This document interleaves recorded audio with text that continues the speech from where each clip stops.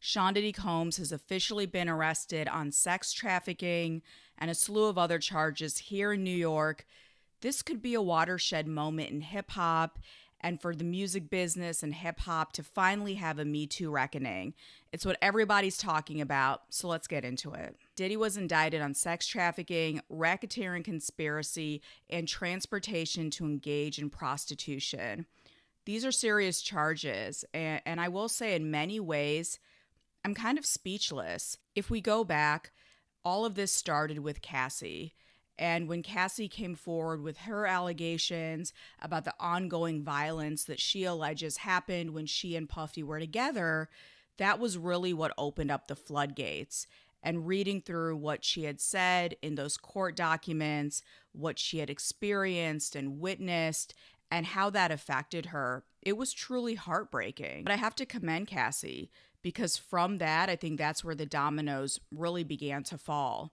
If you remember, Puffy settled incredibly quickly with Cassie. Even though he denied the allegations, it looked like he was utilizing his money and his wealth to just sort of make it go away. And for a lot of people in the industry, I think they thought, well, that's the end of it. What happened between them is their business. It's a he said, she said, and we're just going to leave it at that. And I think a lot of people, insiders, executives, fans, like they were okay with that. They could sleep at night. But then you fast forward, and who can forget that heartbreaking video that CNN attained that showed Puffy actually attacking Cassie? And not just one time, like it was ongoing physical abuse. It looked completely unprovoked. You could see how much bigger he was, how angry he was. And your heart just went out to this girl. And you saw in 4K what that relationship looked like behind the scenes, behind the beautiful red carpet photos and this glamorous life they seemed to live. She was truly suffering and she was a victim. That's when I think for a lot of people in the music business, things started to change. And they started to, for lack of a better term, believe the victims. So I have to applaud Cassie for coming out, because I think without her coming out, being so brave, putting her personal things out there, reliving her trauma, we wouldn't get to where we are today with this indictment. After the indictment came out, the U.S. Attorney in New York, Damian Williams, he held a press conference that I saw on live stream. I'm pretty sure you can probably see a repeat on YouTube.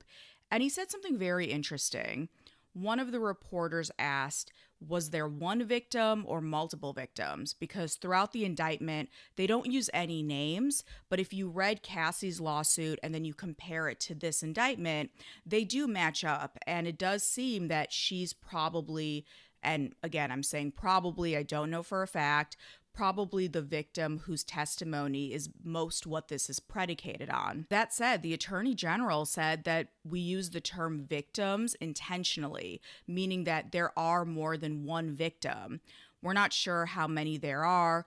I happened to find this memo that came along with the indictment, and it said over 50 people have come forward as witnesses, as interviewees, and that's what this indictment is based on. So it isn't just one Cassie lawsuit.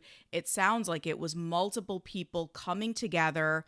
And I'm sure you can imagine, like from 2008 to now, how many people have either been victims, witnessed victimization. So this was a collected effort. This is from CBS News.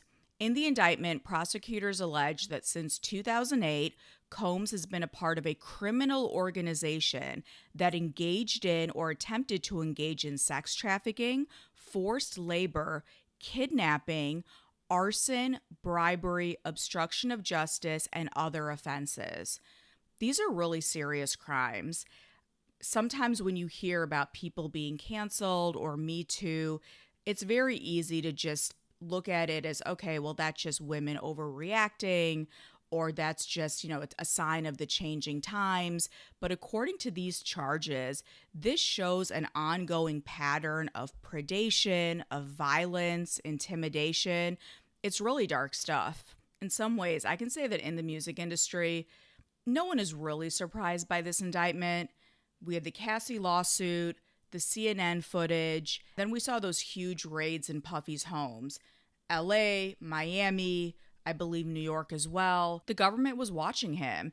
And if you saw the amount of manpower they used in that Los Angeles raid, you can tell that they weren't playing. I don't think it was something just for the cameras or for optics. I truly believe that they thought that there's going to be a lot of guns there, possible victims there. Like, they brought out the heavy hitters to come to those raids. And for a while, we didn't hear anything. So a lot of the conspiracy theorists thought, all right, well, nothing came from it. If you heard from legal experts, they always said no. The feds are very patient. They like to be very meticulous. They want to make sure every brick is where it needs to be before they fire. Because once you come out with an indictment, you can't go back. And the federal government, and especially the SDNY, they have a very high percentage of a success rate. I believe last I read it was like 95%. So if they're going to come after someone, especially someone as powerful, famous, and rich as Puffy, they're not going to miss. Now, I will say that I am a little disappointed looking at the initial reaction after this indictment came out. Of course, there have been some very notable media personalities and talking heads who have completely denounced Puffy. They've supported the victims, and all of that is great. But when I was scrolling through social media, so much of the conversation has turned to homophobia, has turned to jokes like, I get it, no Diddy has become the new no homo, which I don't know why we still need either of those terms in 2024. And then you see the 1,000 bottles of baby oil and lube. I mean, I get it, like the jokes do kind of write themselves. And also in such dark times, people do use humor. So I understand that. I just hope we don't, and I'm going to pull a term from the writing world and the publishing world, but I hope we don't bury the lead. And what I mean by that is there are so many layers to these allegations, but this is deeper than just Puffy being allegedly gay or bisexual. This is deeper than even, sexual kink. At the end of the day, I don't care about Puffy sexuality or anyone's sexuality. I don't care what you do behind closed doors, in your home, in your bedrooms, as long as everyone is a consenting adult, and I want to reiterate here, consenting adult, I really don't care, and neither should you. Pop has always had a very, very uncomfortable relationship with homosexuality. I remember being a kid, and in the 90s, you always heard about this like secret DL cabal that was running hip hop, and it was all these men coming together and making decisions. Imagine sort of like the Illuminati, but like everyone is a gay man. And that was just something that was thrown around. Of course, you had people like Wendy Williams who did kind of stoke the flames a little bit with her whole "How You Doing" and the gay rapper, but that was just a part of hip hop. Homophobia, transphobia, but I don't want this story to be about that. It doesn't matter who Puffy is attracted to, whether the victims were women or men. None of that matters. What matters is consent. There's so many layers to it, but those aren't the hot takes that we need right now. This should be a conversation about sexual abuse, the abuse of power, violence, and how things like intimidation and wealth and fame, how all of that create this culture and these organizations which allow people to get harmed, which allow people to be basically treated like roadkill. A lot of fans are wondering, why aren't other celebrities speaking out? All of a sudden, everyone seems to have gone radio silent. You gotta remember, Puff's been in the industry since the early 90s. He's been colleagues, friends, partied with, everyone. Anyone who's anyone in this industry has either worked with or worked for Puffy. Why is everyone so quiet? Well, I'll tell you. Right now, Puffy is what we would call persona non grata. He is not on the list.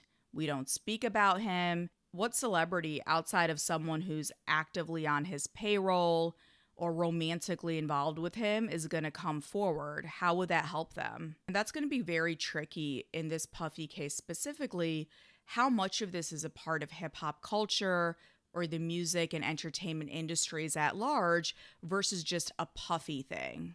In my mind, I've always wanted hip hop and the music business to have a huge Me Too reckoning where men in power, people who have been abusive and predators, just finally expose them and victims can have the justice that they deserve. Or we'd see institutional change where the things that happened in the past, now we're putting in guardrails and changing culture and changing norms so people don't get hurt in the future. I do think that the Puffy case could help with that. If you read Don Richards' lawsuit, one thing that I found incredibly poignant is she talked about other industry people witnessing abuse. Her allegations, but she said that multiple superstars as well as former heads of labels witnessed abuse, witnessed Puffy being abusive to Cassie, and didn't do anything about it.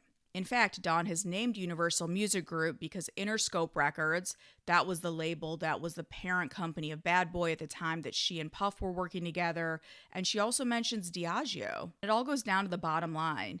If record labels, if liquor companies, they see that this kind of behavior is somehow undermining their bottom line or the way that consumers view them, that's when institutional change happens.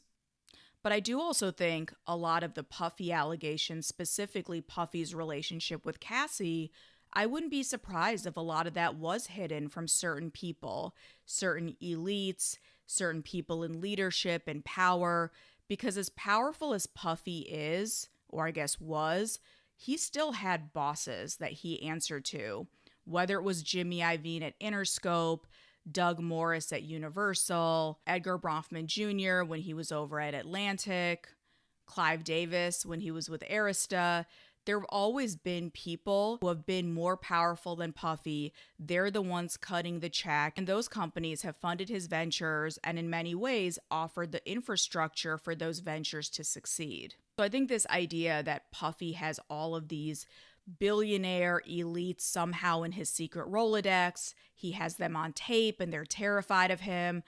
I'm not sure how much of that is truth or just fan fiction. At the end of the day, even someone like a Harvey Weinstein, who was an incredibly successful, powerful, and feared man in Hollywood, ultimately fell. Bill Cosby, America's dad, at one point one of the biggest earners in Hollywood, just beloved all over the world, he fell. Jeffrey Epstein, someone who had billionaires and politicians in his personal Rolodex, he fell.